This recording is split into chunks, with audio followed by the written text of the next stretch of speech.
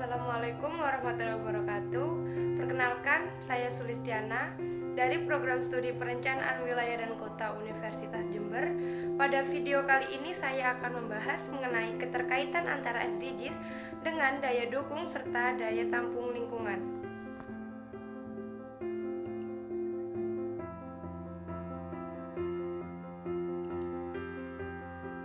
Yang pertama, di sini saya akan menjelaskan mengenai apa sih itu SDGs. SDGs atau Sustainable Development Goals merupakan sebuah kesepakatan pembangunan baru pengganti MDGs yang masa berlakunya 2015 hingga 2030 yang telah disepakati oleh lebih dari 190 negara dengan berisikan 17 goals dan 169 sasaran pembangunan. 17 tujuan dengan 169 sasaran tersebut diharapkan dapat menjawab ketertinggalan pembangunan negara-negara di seluruh dunia, baik di negara maju maupun negara-negara berkembang, di mana Sustainable Development Goals ini merupakan sasaran pembangunan yang berkelanjutan menjadi salah satu kata kunci penting yang mendasari kerangka pembangunan di seluruh dunia saat ini. Bermula dari kesadaran bahwa bumi dan sumber daya alam yang terdapat pada masa kini bukan semata milik generasi saat ini saja, akan tetapi perlu dilestarikan dalam rangka memastikan kebutuhan sekarang tanpa mengorbankan pemenuhan kebutuhan pembangunan untuk generasi masa depan.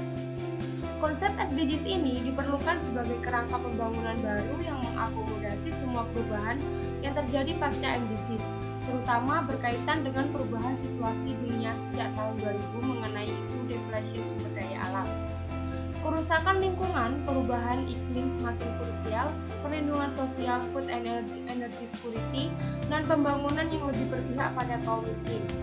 Berbeda halnya dengan MDGs yang ditujukan hanya pada negara-negara berkembang, SDGs ini memiliki sasaran yang lebih universal. SDGs dihadirkan untuk menggantikan MDGs dengan tujuan yang lebih memenuhi tantangan masa depan dunia. Di dalam SDGs ini terdapat 5 fondasi utama. Untuk menjaga keseimbangan 3 dimensi pembangunan pada konferensi oleh PBB di Rio de Janeiro 2012, maka berdasarkan gambar ini, SDGs memiliki 5 fondasi utama, yaitu planet, manusia, kesejahteraan, perdamaian, dan kemitraan. Di mana tujuan dari SDGs ini adalah pada tahun 2030 ingin mengakhiri kemiskinan, mencapai kesetaraan dan mengatasi perubahan iklim. Kemiskinan menjadi isu utama selain 2 capaian lainnya. Selanjutnya yaitu tujuan dari SDGs. Yang pertama yaitu menghapus kemiskinan dengan mengakhiri kemiskinan dalam segala bentuk dimanapun, dengan target utama yaitu memastikan mobilisasi sumber daya yang signifikan dari berbagai sumber, termasuk melalui kerjasama pembangunan yang diperluas dalam rangka menyediakan alat-alat yang cukup dan mudah diprediksi oleh negara-negara berkembang, khususnya negara-negara kurang berkembang, untuk mengimplementasikan program dan kebijakan yang dapat mengakhiri kemiskinan dalam semua dimensinya, menciptakan kerangka kerja kebijakan pada level nasional, regional, dan internasional yang berdasarkan pada strategi pembangunan yang berpihak pada yang miskin dan gender sensitif untuk mempercepat investasi dalam aksi-aksi pengentasan kemiskinan. Dan yang kedua yaitu mengakhiri kelaparan. Mengakhiri kelaparan, mencapai ketahanan pangan dan nutrisi yang lebih baik dan mendukung pertanian berkelanjutan dengan target yaitu menaikkan investasi termasuk melalui kerjasama internasional yang diperluas dalam hal infrastruktur pedesaan, penelitian pertanian dan perluasan pelayanan, pengembangan teknologi dan tanaman serta bank genetik ternak dalam upaya untuk meningkatkan kapasitas produksi agrikultur di negara-negara berkembang, terutama di negara-negara yang kurang berkembang. Memperbaiki dan mencegah pembatasan perdagangan dan distorsi dalam pasar agrikultur dunia, termasuk melalui penghilangan bersamaan dari segala bentuk subsidi ekspor agrikultur dan semua ukuran ekspor lainnya yang memiliki efek yang sama, sesuai dengan mandat putaran pembangunan Doha. Kemudian yaitu memastikan kehidupan yang sehat dan mendukung kesejahteraan bagi semua untuk usia.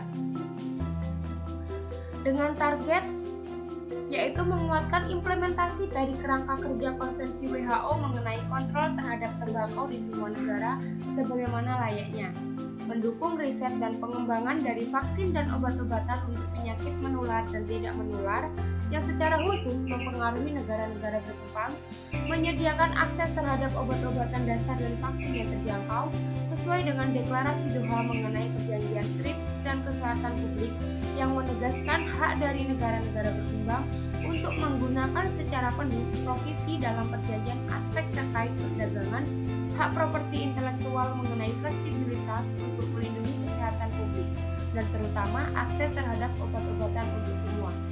Secara substansial, meningkatkan pendalaman dan untuk perekrutan, pengembangan, training, dan daya serap tenaga kerja kesehatan di negara-negara berkembang, terutama di negara yang kurang berkembang. Kemudian yaitu tujuan yang keempat, memastikan pendidikan yang inklusif dan berkualitas setara juga mendukung kesempatan belajar seumur hidup bagi semua dengan target membangun dan meningkatkan mutu fasilitas pendidikan yang sensitif terhadap gender, anak dan disabilitas, dan menyediakan lingkungan belajar yang aman, tanpa kekerasan, inklusif, dan efektif bagi semua. Pada tahun 2030, secara substansial meningkatkan penyediaan guru-guru yang berkualitas, termasuk melalui kerjasama internasional untuk pelatihan guru di negara-negara berkembang, khususnya negara yang kurang berkembang. Pada tujuan kelima, yaitu mencapai kesetaraan gender dan memberdayakan semua perempuan dan anak perempuan, di mana dengan target melakukan reformasi untuk memberikan hak yang sama bagi perempuan terhadap sumber-sumber ekonomi dan juga akses terhadap kepemilikan dan kontrol terhadap tanah dan bentuk properti lainnya, pelayanan finansial, warisan dan sumber daya alam sesuai dengan hukum nasional, memperbanyak penggunaan teknologi terapan, khususnya teknologi informasi dan komunikasi untuk mendukung pemberdayaan perempuan. Selanjutnya yaitu tujuan keenam, memastikan ketersediaan dan manajemen air bersih yang berkelanjutan dan sanitasi bagi semua, di mana dengan target pada tahun 2030 yaitu memperbanyak kerjasama internasional dan dukungan pengembangan kapasitas kepada negara-negara berkembang dalam aktivitas dan program terkait air dan sanitasi, termasuk water harvesting, desalinisasi, efisiensi air, pengolahan air limbah, teknologi daur ulang dan penggunaan ulang, mendukung dan menguatkan partisipasi masyarakat lokal dalam memperbaiki pengelolaan air dan sanitasi. Pada tujuan yang ketujuh, yaitu memastikan akses terhadap energi yang terjangkau dapat diandalkan, berkelanjutan dan modern bagi semua, dengan target pada tahun 2030 memperbanyak kerjasama internasional untuk memfasilitasi akses terhadap riset dan teknologi energi bersih, termasuk energi terbarukan, efisiensi energi dan teknologi bahan bakar fosil yang lebih maju dan bersih, dan mendorong investasi dalam infrastruktur energi dan teknologi energi bersih. Pada tahun 2030 juga, untuk menambahkan infrastruktur dan meningkatkan mutu teknologi untuk suplai pelayanan energi modern dan berkelanjutan untuk semua negara berkembang, khususnya di negara-negara kurang berkembang, negara berkembang kepulauan kecil, dan negara berkembang terhubung daratan, sesuai dengan bantuan program masing-masing. Pada tujuan yang ke-8 yaitu mendukung pertumbuhan ekonomi yang inklusif dan berkelanjutan, tenaga kerja penuh dan produktif, dan pekerjaan yang layak bagi semua, dengan target meningkatkan bantuan untuk perdagangan untuk negara-negara berkembang, terutama negara kurang berkembang, termasuk melalui kerangka kerja terintegrasi yang diperluas untuk bantuan teknis terkait perdagangan bagi negara-negara kurang berkembang. Pada tahun 2030, mengembangkan dan mengoperasionalkan strategi global bagi angkatan kerja muda dan mengimplementasikan fakta kerja global milik Organisasi Buruh Internasional atau ILO. Kemudian pada tujuan ke-9 yaitu membangun infrastruktur yang tangguh, mendukung industrialisasi yang inklusif dan berkelanjutan, dan membantu perkembangan inovasi dengan target memfasilitasi pembangunan infrastruktur yang tahan lama dan berkelanjutan di negara-negara berkembang melalui dukungan finansial, teknologi dan teknis yang diperbanyak untuk negara-negara Afrika, negara kurang berkembang, negara berkembang terhubung daratan, dan negara berkembang kepulauan kecil. Mendukung pengembangan teknologi domestik, riset dan inovasi di negara-negara berkembang, termasuk dengan memastikan kondisi kebijakan yang kondusif, di antaranya yaitu diversifikasi industri dan penambahan nilai komoditi. Secara signifikan meningkatkan akses terhadap teknologi informasi dan komunikasi dan berupaya untuk menyediakan akses yang universal dan terjangkau terhadap internet di negara-negara yang kurang berkembang pada tahun 2030. Selanjutnya, pada tujuan yang ke-10 yaitu mengurangi ketimpangan di dalam dan antar negara, di mana dengan target yaitu mengimplementasikan prinsip perlakuan khusus dan diferensial untuk negara-negara berkembang, terutama negara kurang berkembang sesuai dengan perjanjian WTO. Mendorong bantuan pembangunan resmi dan aliran finansial termasuk investasi asing langsung untuk negara-negara yang paling membutuhkan, terutama negara kurang berkembang, negara-negara Afrika, negara berkembang kepulauan kecil, dan negara berkembang terkungkung daratan sesuai dengan rencana dan program nasional masing-masing. Pada tahun 2030 mengurangi sampai dengan kurang dari 3% dari biaya transaksi pengiriman migran dan menghilangkan koridor pengiriman yang berbiaya lebih dari 5%. Kemudian pada tujuan yang ke-11 yaitu membangun kota dan pemukiman yang inklusif, aman, tangguh, dan berkelanjutan dengan target mendukung hubungan ekonomi, sosial, dan lingkungan yang positif di antara area urban, periurban, dan rural dengan menguatkan perencanaan pembangunan nasional dan regional. Pada tahun 2030, secara substantif meningkatkan jumlah kota dan permukiman yang mengadopsi dan mengimplementasikan kebijakan dan rencana yang terintegrasi menuju inklusif, efisiensi sumber daya, mitigasi dan adaptasi terhadap perubahan iklim, tahap terhadap bencana, dan mengembangkan dan mengimplementasikan sejalan dengan Design Framework for Disaster Risk Reduction 2015-2030 dan manajemen resiko bencana yang holistik pada semua level, mendukung negara-negara kurang berkembang termasuk melalui bantuan finansial dan teknis dalam membangun bangunan yang berkelanjutan dan tahan lama dengan memanfaatkan bahan material lokal.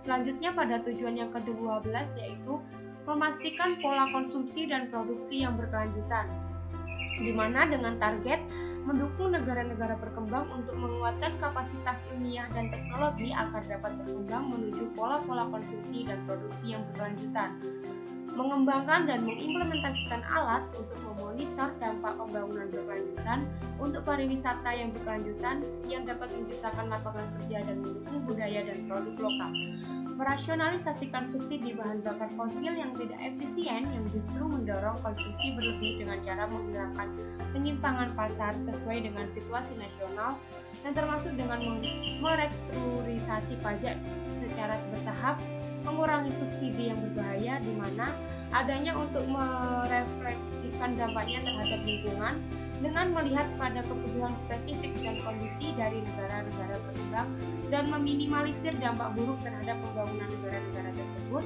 dengan cara yang melindungi kaum miskin dan masyarakat terkena dampak.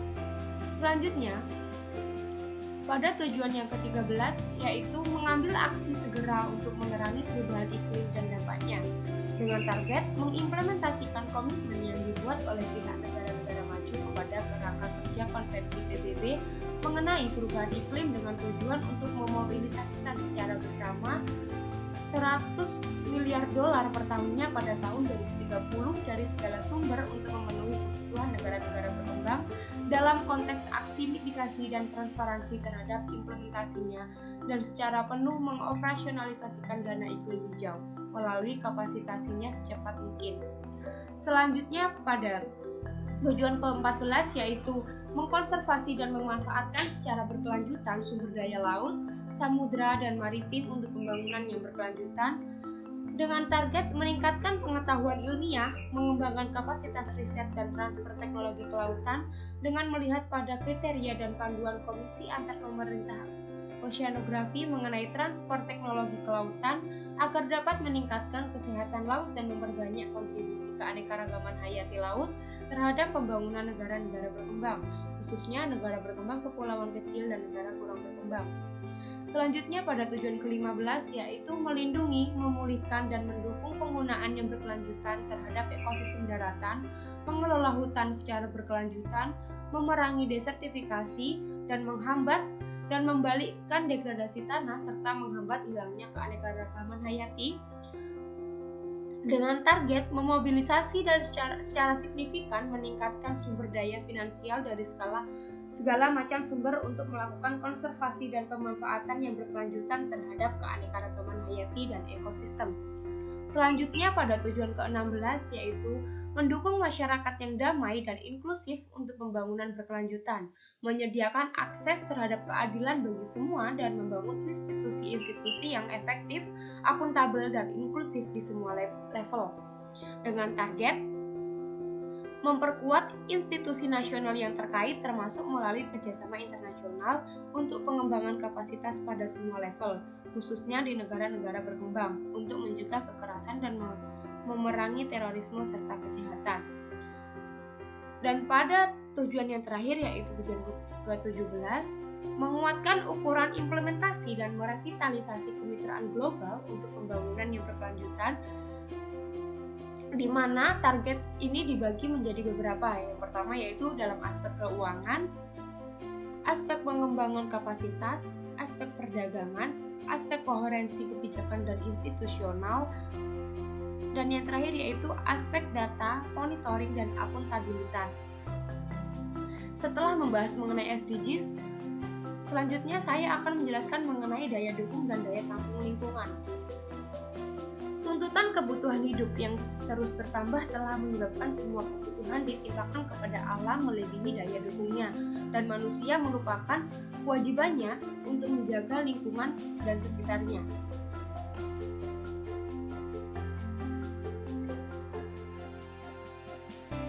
Kemudian yaitu daya dukung lingkungan. Daya dukung lingkungan merupakan tingkat maksimal hasil sumber daya terhadap beban maksimum yang dapat didukung dengan tak terbatas tanpa merusak produktivitas wilayah tersebut sebagai bagian integritas fungsional ekosistem yang relevan.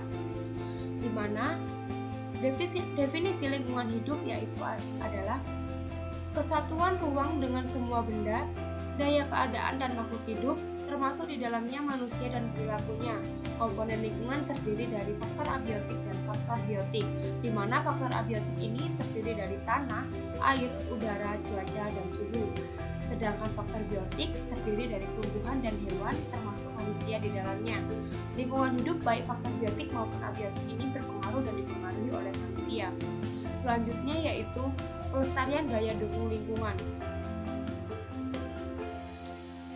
Rangkaian upaya untuk melindungi kemampuan lingkungan hidup terhadap tekanan perubahan dan atau dampak negatif yang ditimbulkan oleh suatu kegiatan agar tetap mampu mendukung peri kehidupan manusia dan makhluk hidup lainnya, diperlukan pelestarian daya dukung lingkungan.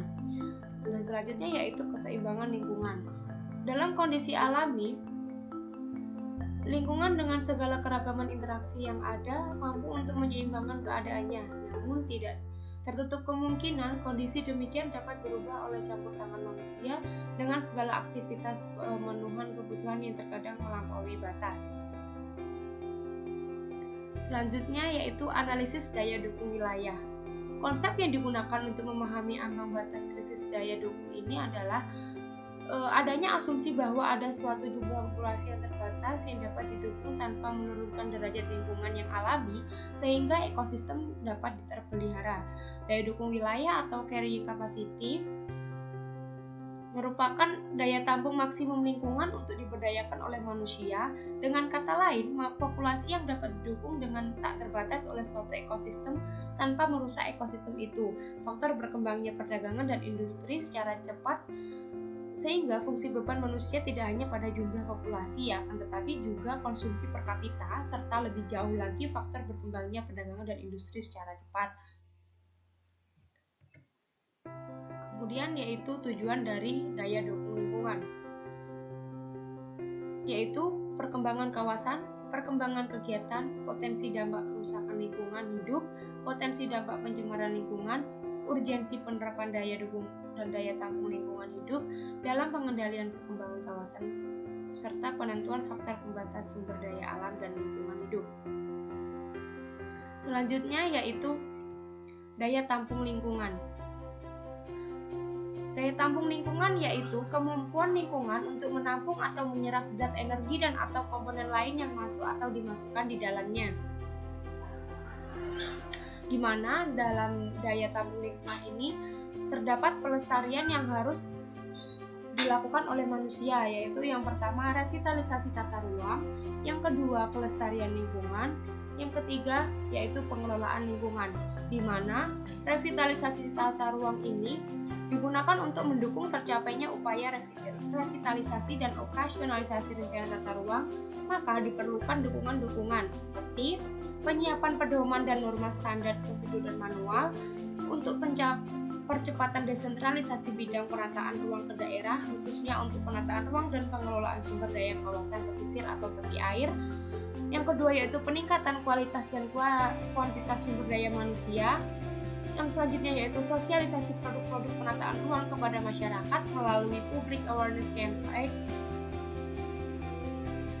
Dan yang terakhir yaitu penyiapan dukungan sistem informasi dan database, penyiapan peta-peta yang dapat digunakan sebagai alat mewujudkan keterpaduan pengelolaan kawasan pesisir dan pulau kecil, sekaligus menghindari terjadinya konflik lintas batas. Selanjutnya yaitu kelestarian lingkungan. Sehubungan dengan pemanfaatan sumber daya alam, agar lingkungan tetap lestari harus diperhatikan tatanan atau tata cara lingkungan itu sendiri. Dalam hal ini, manusialah yang paling tepat sebagai pengelolaannya, karena manusia memiliki beberapa kelebihan dibandingkan dengan organisme lainnya. Selanjutnya yaitu pengelolaan lingkungan. Dalam aspek ini memiliki tujuan sebagai berikut, yaitu mencapai kelestarian hubungan manusia dengan lingkungan hidup sebagai tujuan membangun manusia seutuhnya, mengendalikan pemanfaatan sumber daya secara bijaksana, mewujudkan manusia sebagai pembina lingkungan hidup, melaksanakan pembangunan berwawasan lingkungan untuk kepentingan generasi sekarang dan mendatang. Setelah saya membahas mengenai apa sih itu SDGs dan daya dukung serta daya tampung lingkungan, selanjutnya saya akan membahas mengenai studi kasus yang saya ambil dari jurnal yang berjudul Keberlanjutan Ekologis Proses Pembangunan Kawasan Hunian sebagai Sustainable Development Goals. Di dalam jurnal ini menjelaskan mengenai daya dukung dan daya tampung atau perkembangan kota, di mana seiring dengan pertumbuhan dan perkembangan masyarakatnya, yang dengan demikian kota merupakan tempat untuk menampung berbagai macam kegiatan. Sesuai kebutuhan diperlukan adanya konversi lahan dari area terbuka menjadi terbangun. Seperti contohnya adalah pembangunan hunian untuk masyarakat. Untuk itu, dalam proses pembangunan seperti yang telah disebutkan, maka diperlukannya mempertimbangkan aspek sosial dan ekonomi tanpa memikirkan kepentingan ekologis sehingga terjadi ketidakseimbangan lingkungan. Di dalam studi kasus ini, yang pertama akan dibahas mengenai keberlanjutan ekologis sebagai indikator keberlanjutan suatu kawasan. Di mana yang pertama akan dibahas mengenai pertumbuhan kota. Pertumbuhan dan perkembangan kota mengakibatkan perubahan penggunaan lahan dari area terbuka menjadi area terbangun. Perubahan penggunaan lahan ini kalau tidak dipantau dan dievaluasi akan berdampak pada penurunan kualitas lingkungan, di mana pertumbuhan dan perkembangan penduduk kota, seperti contohnya adalah kota Jakarta yang semakin pesat yang diikuti dengan pertambahan kebutuhan akan permukiman dan fasilitasnya. Daya dukung lahan ada batasnya, namun apabila kapasitas daya dukung lahan telah di luar batas, maka sumber daya alam pada lahan tersebut tidak lagi mampu untuk memenuhi kebutuhan hidup manusia yang berada di kota tersebut. Kebutuhan permukiman yang selalu bertambah, sedangkan lahan yang tersedia untuk bermukim adalah tetap atau terbatas, maka perlu adanya pengembangan lahan atau pengembangan kota. Dengan adanya perkembangan kota, maka akan muncul kota-kota yang baru. Selanjutnya yaitu akan dibahas mengenai kawasan. Kawasan merupakan satuan ekologis hasil karya manusia atau ekosistem buatan, di mana ekosistem suatu kawasan dapat merupakan bagian dari suatu atau beberapa daerah aliran sungai. Sebagai suatu ekosistem binaan, aktivitas ekosistem kawasan dapat dipengaruhi oleh beberapa faktor, antara lain yaitu sumber daya air, di mana untuk menjamin kesinambungan pasokan air bersih yang memenuhi syarat bagi kebutuhan penduduk pada suatu kawasan, diperlukannya konsep penyediaan air yang harus merupakan bagian dari skenario pengelolaan suatu kawasan. Dan selanjutnya yaitu pembangunan berkelanjutan. Dalam aspek penting pada proses pembangunan berkelanjutan atau sustainable development adalah aspek ekologi. Tujuannya adalah menjamin ketersediaan sumber daya alam yang selalu cukup baik untuk sekarang maupun nantinya. Ketersediaan sumber daya alam terkait dengan daya dukung lingkungan yang akan mempengaruhi bagiannya proses pembangunan, sehingga SDGs menjadikan ekologi sebagai pilar utama dibanding pilar yang lainnya. Suatu proses pembangunan mempengaruhi sistem ekologi, demikian juga sebaliknya. Pembangunan dipengaruhi dan mempengaruhi lingkungan hidup. Pembangunan berkelanjutan atau Sustainable Development Goals yang menjadi tujuan PBB merupakan tindak lanjut dari MDGs. Salah satu tujuan dari 17 kriteria SDGs adalah masalah air yang dibahas pada jurnal ini. Proses Sustainable Development harus selalu dijaga baik untuk sekarang maupun nantinya, sehingga mutu lingkungan tidak rusak.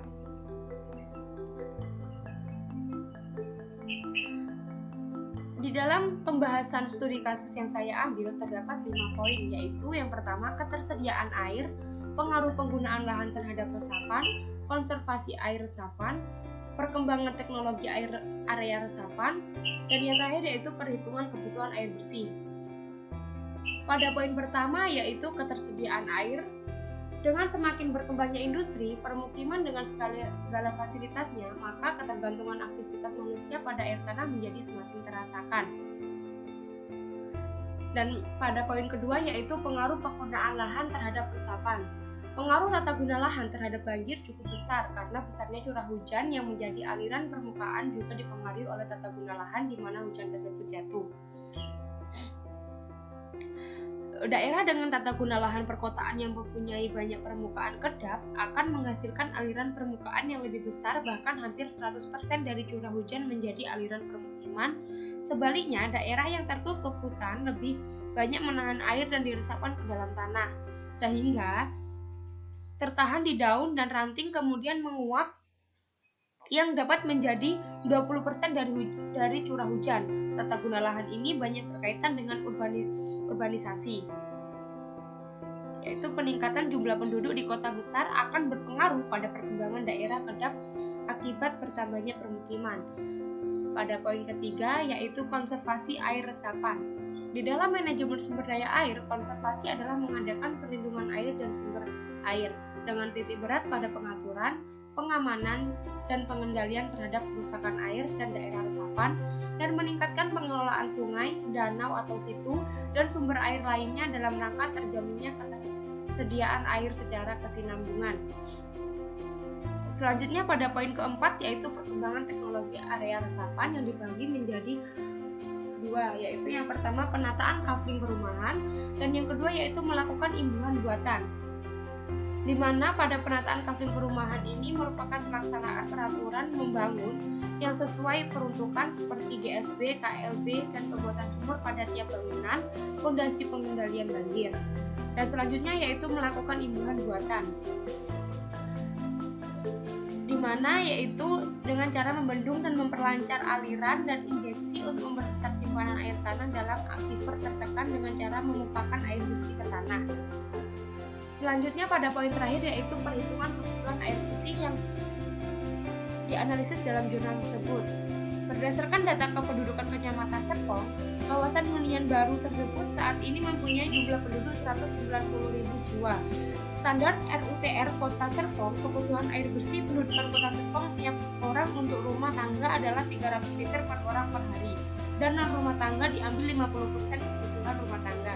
Maka berdasarkan dari data jumlah penduduk saat ini, kebutuhan air bersihnya dapat dihitung yaitu untuk rumah tangga 57 juta liter per hari, untuk non rumah tangga 28,5 juta liter per hari, dan untuk total keseluruhan kebutuhan air bersih yaitu sebesar 85,5 juta liter per hari atau setara dengan 1024 liter per detik. Kebutuhan air bersih warga pada kawasan hunian baru Kota Serpong ini adalah sebesar 1024 liter per detik. Berdasarkan data warga yang mengambil air bersih dari PDAM, hanya berkisar 180 liter per detik. Rencana di masa mendatang penduduk pada hunian baru yang jumlahnya adalah 800.000 orang. Dari pembahasan ini, diharapkan mahasiswa mampu menguasai dasar-dasar sumber daya dan geologi lingkungan, mampu menguasai dasar pembangunan berkelanjutan atau sustainable development, mampu menyimpulkan konsep perencanaan wilayah dan kota yang berwawasan lingkungan, mampu menguasai acuan pemanfaatan sumber daya alam, mampu menguasai muatan dalam penyusunan rencana perlindungan pengelolaan lingkungan hidup, dan kajian lingkungan hidup strategis baik KLHS untuk RT/RW maupun RPJMD, mampu menguasai indikator pada instrumen pengendalian lingkungan hidup, mampu mengetahui informasi dan pertimbangan pengambilan keputusan pembangunan, mampu memprediksi dampak dan risiko lingkungan dari sebuah rencana pembangunan, mampu mengetahui arahan lokasi kegiatan yang tepat sesuai D3 TLH dan minimalisasi risiko lingkungan, mampu menguasai upaya pengendalian pemanfaatan ruang yang dapat menimbulkan kerugian lingkungan, mampu menguasai bahan evaluasi suatu produk perencanaan pembangunan, dan berdasarkan studi kasus yang diambil,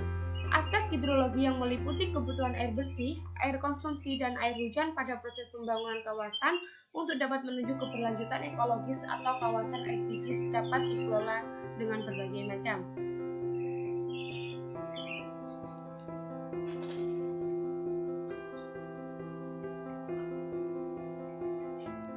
Demikian video yang saya buat. Kurang lebihnya mohon maaf. Wassalamualaikum warahmatullahi wabarakatuh.